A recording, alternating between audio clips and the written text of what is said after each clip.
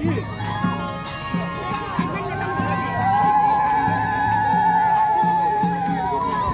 দৰ্শক চাৰিজনে স্বাগতম।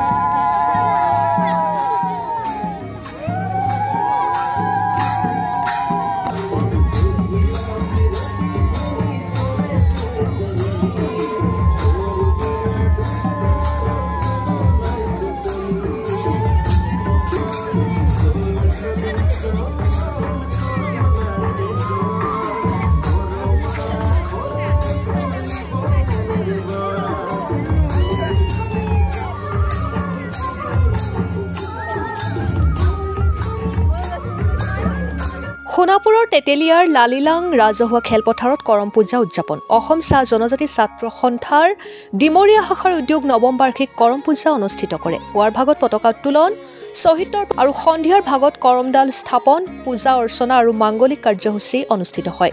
উক্ত অনুষ্ঠানত অঞ্চলটোৰ সমাজৰ বিভিন্ন গণ্যমান্য ব্যক্তিসকল উপস্থিত থাকে। সোণাপুৰৰ পৰা ব্যুৰো ৰিপৰ্ট, অৰুণোদয় আছাম।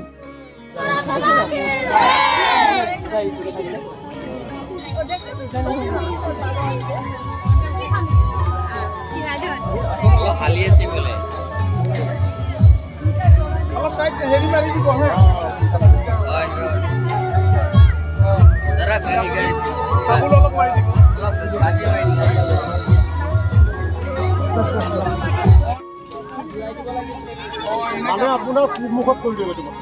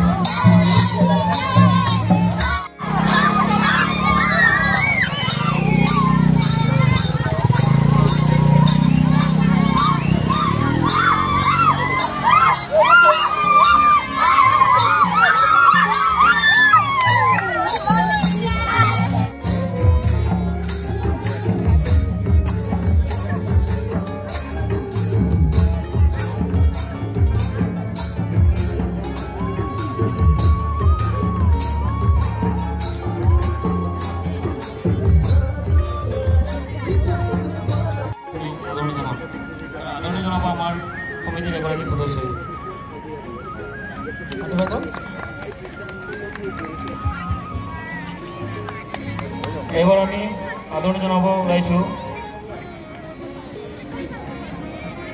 এবাৰ আমি আদৰণীয় জানাব বিচাৰিছো আমাৰ আদৰণীয় জানাব স্নেহা বাইকে।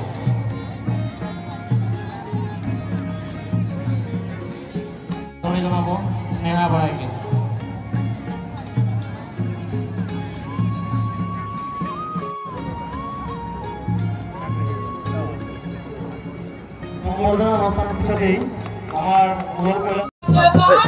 আজি আমাৰ প্ৰথম কাৰ্যসূচী আছিলে পতাকা উত্তোলন হৈ গৈছে। তাৰপিছত দ্বিতীয় কাৰ্যসূচী স্মৃতি তৰ্পণ হৈ গৈছে।